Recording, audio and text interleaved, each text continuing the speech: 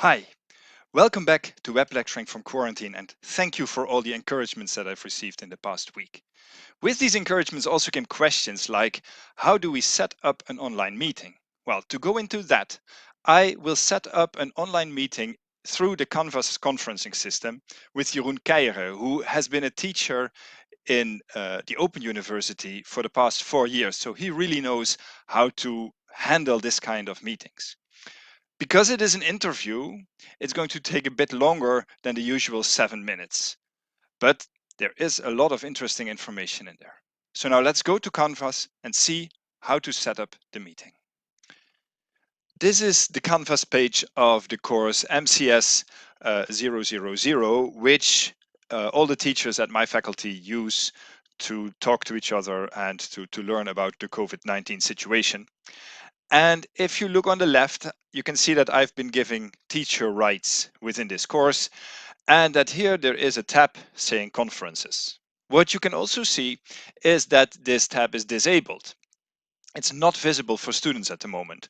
So if you want to use conferences, you have to check whether it is disabled, and if not, you have to enable it by clicking on settings, clicking onto navigation, then picking the conferences tab here and dragging it up to the visible part. Once you've done that, you click save, and then after it updates, here the conferences tab has been enabled. Now I can click it, and then I can set up a new conference. Then I get this info screen where I can give the conference a title.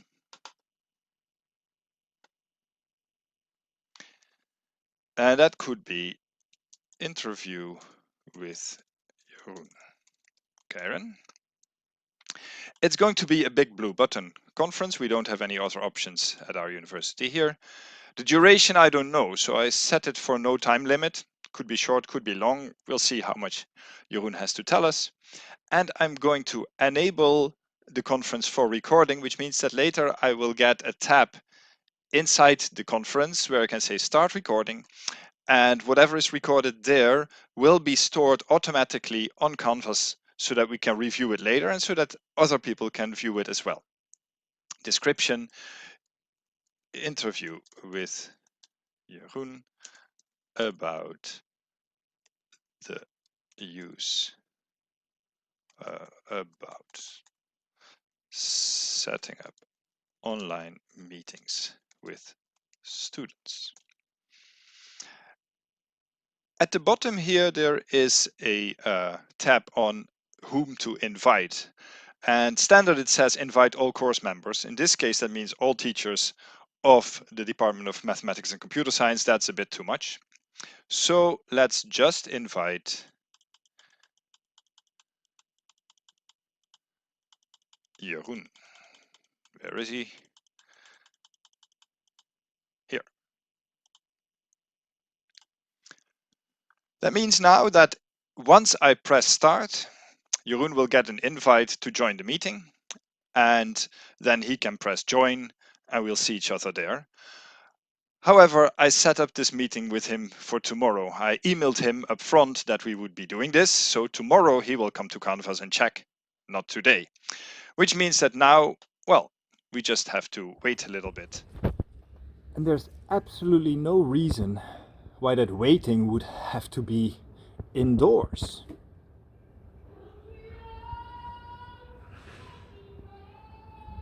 Except for the neighbors.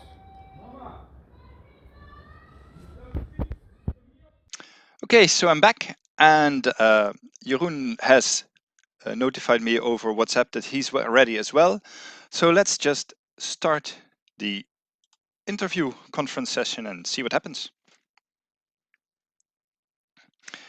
Click yes and microphone.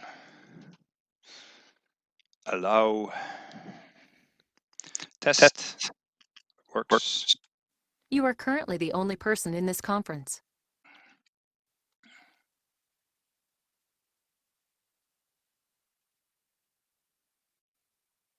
Hello. Hi, nice.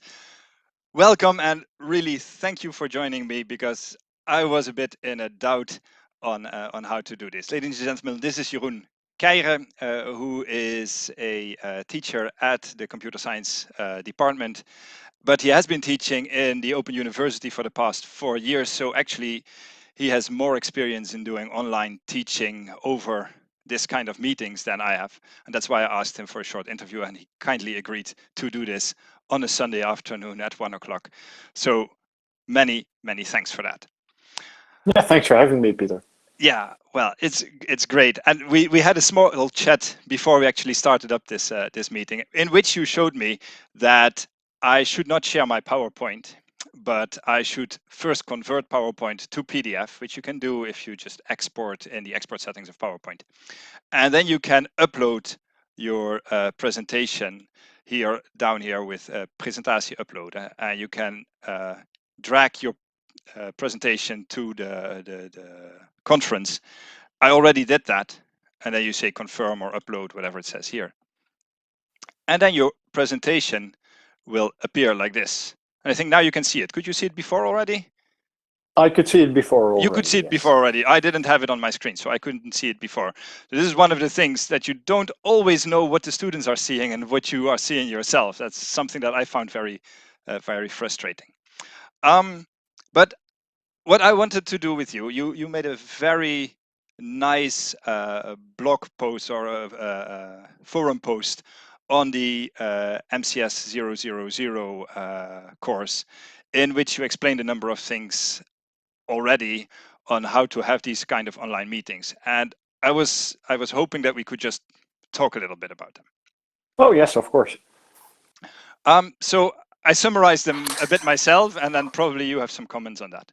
So there were quite a few, and maybe as we go through them, you can already point out to me how I should do that within Big Blue Button, and I can learn how to do it myself now quickly. You went from the top. You said use polling a lot, keep lecturing short, set a timer, keep an eye on the chat, but don't read it. And somewhere else on the web, I found something like ask students to mute their mics. So I was wondering, where should I start? Probably with the last one, right? Because that's the first thing you need to do. Yeah, the last one is an important one. It's quite hard to keep order in the online classroom if you don't make good rules with your students.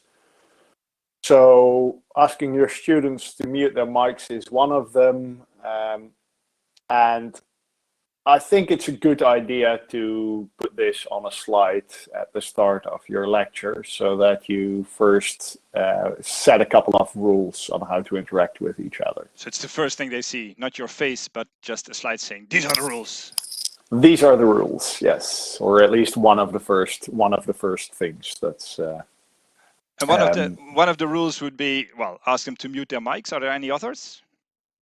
So it's very nice if it's very nice to have some interaction with your students if they have questions, and I think that's one of the main reasons you would want to use Big Blue Button. But then, of course, if everybody starts asking questions at the same time or starts asking questions in the chat, it's very hard to follow along. So one of the things that students could do is click on the icon in front of their name and set their status to a raised hand, which I just did. Wait. And then, yes. as a lecturer, it's over here on the left, somebody right? raised the hand. Yeah. Can you make it? Can you turn it into something else as well? I can make it into something else as well. Yes, I can, for instance, say thumbs up. So this is a trick. I can click on it. Yeah. Oh, yes, and then set status. And I kind of say absent, but that's a profile. Oh, I can applaud. Yeah, very good. See, that was very good.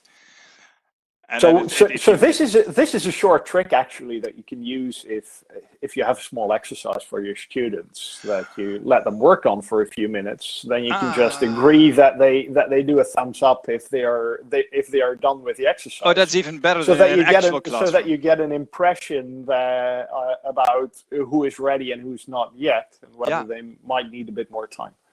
That's even better than an actual classroom, because then you can ask them to raise their hand, but they won't do it. And here they will. I can see that happening. Yeah.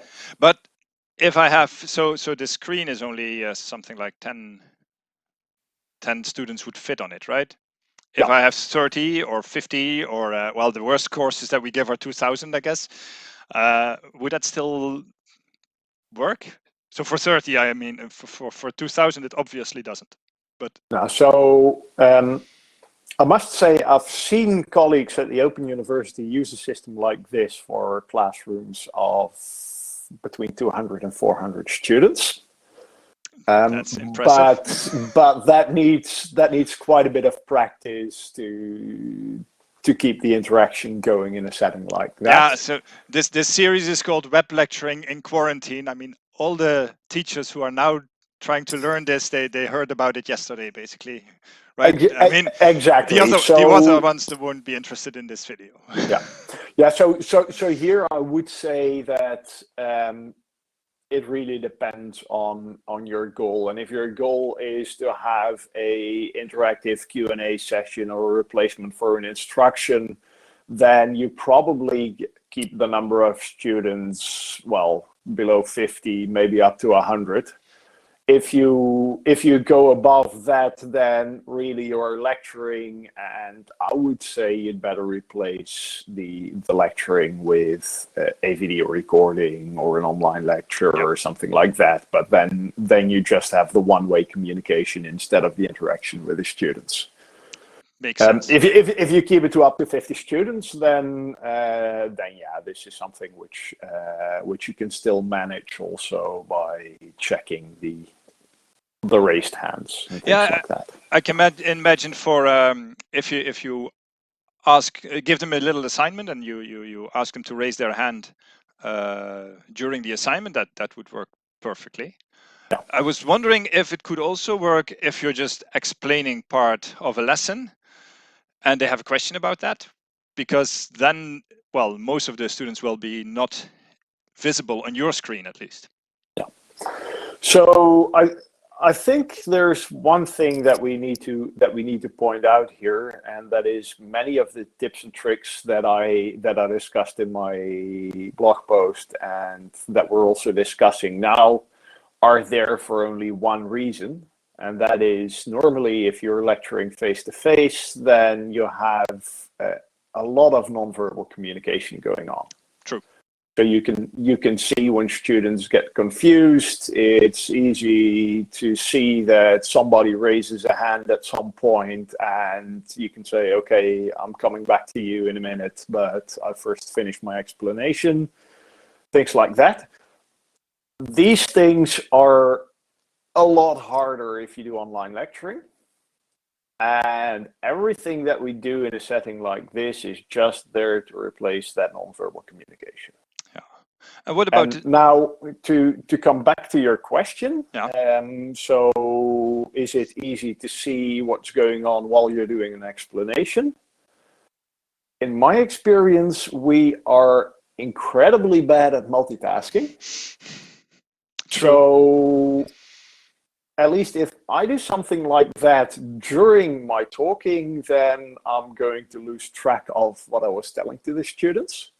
So for me, it works better to just do small parts of explanation and then check whether there are any questions.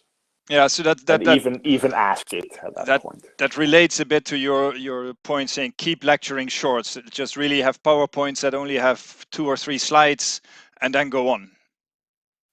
So it's, then ask again and then have a round of questions or an exercise. Exactly. Explain something in one, 2, maybe 3 slides, and then either have a small exercise to check their understanding or just explicitly ask if there are any questions. But have these short pauses in there. And you can use these pauses yourself to check if there are any raised hands in this list of users, or to quickly gloss through the chat to see if people asked any questions there. Yeah. So how about that chat? I have only one real experience myself, which was last Friday when I had to talk to my DBL embedded systems students. And they're a bunch of people who are very inspired, but they're also like making fun. So I was explaining something, and on the chat there was a whole discussion going on about something completely different, which I really tried not to follow along on because otherwise I would really get confused. Would this be something that you mention up front as well? So saying things like "don't do anything in the chat," or would you just advise people to leave that be and but ignore it? Maybe just close down the chat because if I click here, I don't see the chat. So there are two answers there. So I think first of all, I would ask of the students to keep the chat about things that are related to the course and the content of the session, so that the discussion in the chat is somehow meaningfully related to the course. Mm-hmm. That already cuts away a bit of the noise. Second, it's a good idea as a lecturer to fold away the chat, because if you have the chat open, then even if you don't want to, you are going to be distracted. Yeah. I'm speaking from experience here. So you can then say, well, and you can tell it to the students, generally ignoring the chat, but I will look through it from time to time. And then at the end of the lecture, if there are any things that you missed and that still need discussing, then you can ask the students to raise their questions again, and you can come back to them. Yeah, actually, it may be a very good way of keeping track of your questions as a student. If you know that the chat is going to be monitored once in a while, you can just put the question there rather than having to have your hand up already the whole time before you finally get your answer, and then you've forgotten what your question was. Yeah, there's one other trick related to the chat. Mm-hmm. And that is in the situation where you are doing one of these sessions with more than one lecturer. For instance, if you're doing this as a lecturer with an instructor or a student assistant, yeah, where you can divide the tasks, and you can have the second person keep track of the chat, maybe answer some questions in the chat directly, but also to raise to you as a lecturer the questions that should be answered. So you actually have a student assistant who actually follows the chat and does things there. I think related to that, we already discovered something. So if I go on the left of my screen, basically, I see this public chat and these shared notes. We'd have to look into what that means, actually. And then there's users. If I click on control users, I have all kinds of nice things. I can erase all the statuses. So actually, if you now my applauding hands go away, and I can mute all users, which I won't, of course, because we're interested in hearing what you have to say. I can actually store all the usernames, so I can see who attended the class at some point. And I can lock the user. I don't know what that does. You have any clue? No. Okay, so I used a different system which has similar functionalities. So, and I think you don't have that now, right? If you, because you're logged in as a student now and not as a teacher, right? Yeah. So the only thing have I that can button. do is set my own status and mute my own microphone. And that's nice. But if a student assistant, I checked that last Friday, if a student assistant actually is logged in, because a student assistant has more rights than an ordinary student, they can control this. So they can actually help you in managing all this, while the students do not have a direct way of interfering with that, which is nice, I think. Yeah. It keeps it a little bit more orderly. And then there is these common notes that we have, in which we, of course, could have summarized some of the things that came up. We can still do that, of course, now. Yeah, you can summarize what we say here. I think I'm going to summarize that later. I'm not going to do that as we speak now, but in an ordinary classroom, I can imagine that that you actually have do that as we speak. And actually, for last Friday, that happened already because one of the students knew about this. So at the end of the lecture, I found out, I didn't ask for that, that one of the students actually kept notes and made the minutes as we were going along. So sometimes this magically happens, even if you didn't ask for it. That's nice. Yeah, there was one more. You said set a timer. Yeah, so sometimes you have, sometimes you either want to have a short break if the session takes a bit longer. I mean, normally after 45 minutes, we also have a 15-minute break. It's sometimes good to have a break for students to get some coffee or something like that. You can use a timer for that and say, okay, we continue in 5 minutes. But also what works very nice is if you have a small exercise and you say to students, well, work on this for 2 minutes, to clearly set a timer, and then students know when you will continue with your lecture.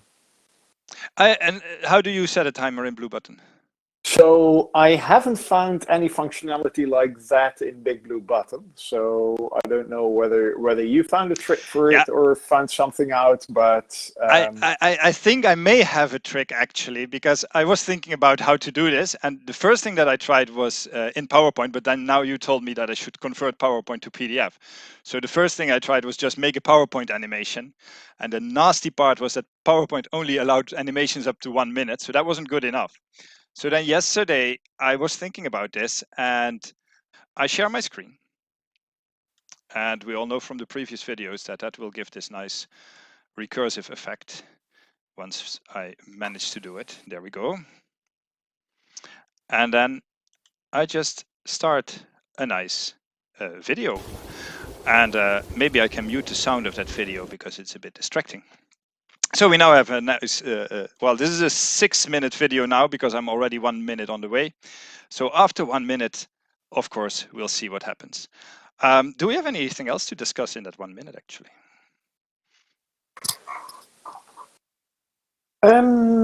what do we have to discuss in Do you that have a one? nice story, nice anecdote to tell?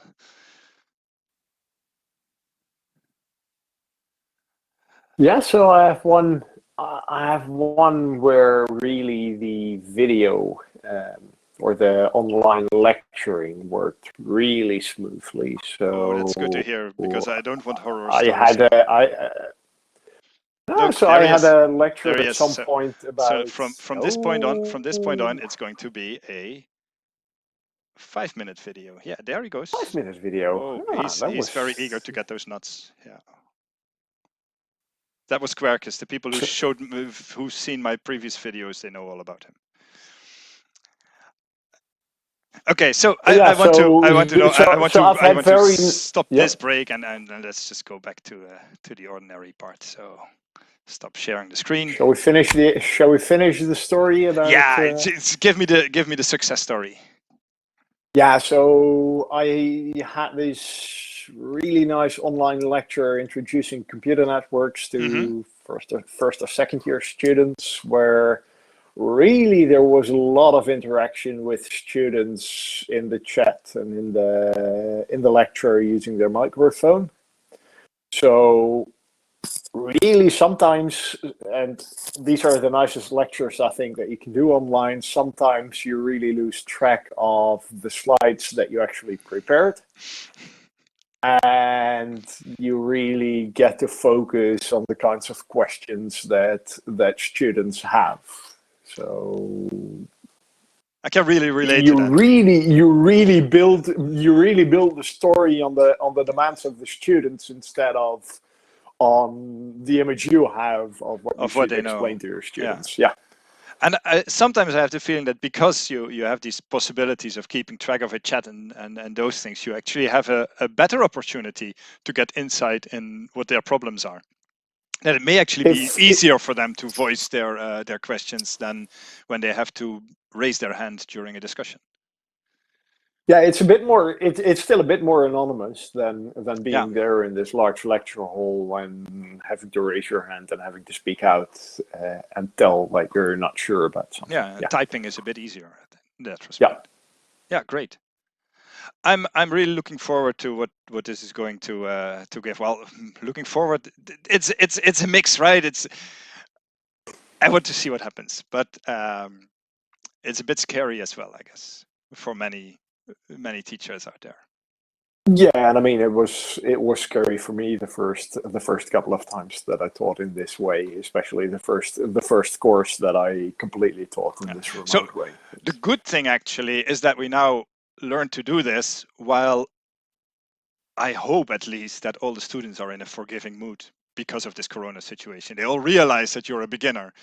If you actually are a beginner and you're supposed to be a teacher who already knows this, then it may be a bit more tricky actually. So I think you may actually have been in a worse position, except of course, that was one question that I still had. Now I remember. You had time to prepare. Yes. The people who are now going to web lecture, they heard about this last week. So what is a tip on how to keep this simple, how to do this with as little preparation as possible? So I would say try to stick as much as possible to the plans you already had. So indeed, keep it simple and make a decision whether you need to do this in an interactive way or whether you could just do a voice recording. So, for instance, for my software specification course, I am replacing my lectures with screen recordings where I have a combination of slides and a bit of writing on the slides, etc. So that's just a one-way thing. So what I did there was just cut up the slides into shorter videos and just explain one topic at a time.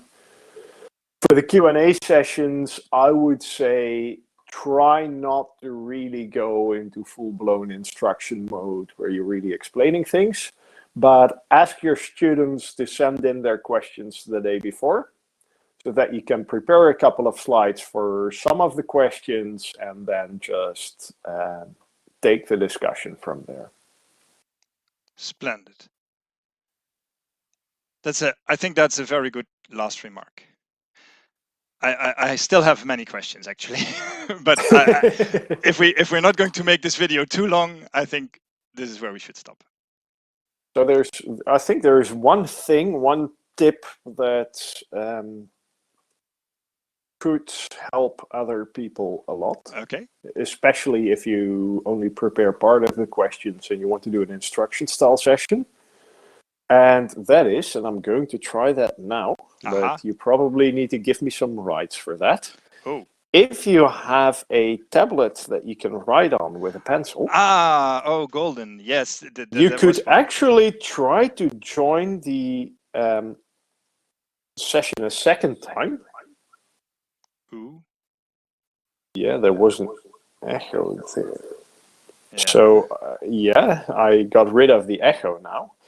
If yeah, Peter, I see now. I see that you're at it twice. Yes. I'm at it twice, and I'll raise my hand on my tablet. On your tablet, so yes. I can see which one. Does it make a distinction between those two? Apparently, it does. Yes. Yes, it does. So, can you give that? I can make you I can make you presenter. Yes. Exactly. Or even promote you to moderator, but I'll make you presenter. Yeah. So what I can do now is actually take the pencil and I can write formulas. Now I have to open the presentation again. Oh, yes. Very good. So the slide is now, I'll make the slides bigger. I had to click on the right to actually show the presentation again because I clicked that away. And now I will make the presentation full screen, and you wrote the famous formula. Very good. Yes. Write something else. Write something else. And you're using your tablet for this. So I'm using my tablet for this. So you can try to do it with a mouse, but my mouse skills are not that good that I get something readable when I do that. But yeah, you can. You can, for instance, write the LTL formula that eventually we have success. Or that for a limited audience. Very good. Exactly, but you can You can do those kind of things. you can now Yeah. write. So Can I write as well? yes, probably if you're a presenter. If I'm a presenter, I can write. You're making me back presenter now. Oh yes, and now I saw for a second here I Yeah. got this drawing thing, and I'll make Yeah, this so big again. now we Now could even write on this we can write simultaneously. together. Yeah, and actually I got a Wacom board from my department, and there are still a few available for teachers who want to try that out. So if you ask, then you can go to BCF and get one. But it's not configured properly. I think this was a surprise. So I will draw using my mouse now, but actually you can do that using a Wacom board, and then you don't need to have a tablet per se. But yes, fantastic. Oh, fantastic is not with a P, right? What should I write with a P? You could do your own Perfect. way. Perfect. So indeed, using a mouse, this is a bit awkward, but I saw that you did it very smoothly on the tablet. So Yeah, the so idea is the only drawback here is that on the online version, at least on the iPad, the palm detection does not work that perfectly. well at all times. So But that's why there are it is these something to scribbles down there. try out. So and what you did is you opened this session in a browser, right? Yes, so on the iPad, I opened this session from Safari. Mm-hmm. Because on the iPad, Safari has better support than Chrome. I experienced when I Okay. was trying out Big Blue Button, and then you get the second instance of me that is allowed to write. Great. That covers a lot of the question, the other questions that I got, rather than the online. How do we do the writing on the screen? Because for a lot of mathematicians, this is really one of the bigger challenges in online teaching. So Exactly. So now we got two there are videos for really the two price of one. things, right? Yeah. So there are really two things that you can do in this online setting if you have a lot of mathematical formulas. One is really animate your slides, and unfortunately, since you have to export the PDF, you have to make it multiple slides in PowerPoint instead of just the animations. Yeah. Or you can use something like this where you write on the screen, and especially if you have these interactive sessions, then writing on the screen is so helpful. Great. Thank you really very much. This was super useful, I think. We got a lot of tips from you. It's been a bit of a longer video than I'm used to making, or at least I used to keep them 7 minutes because, well, short. But this was a very nice conversation. Jeroen, thank you very much. You're welcome, and enjoy the rest of your Sunday. Yes, you too.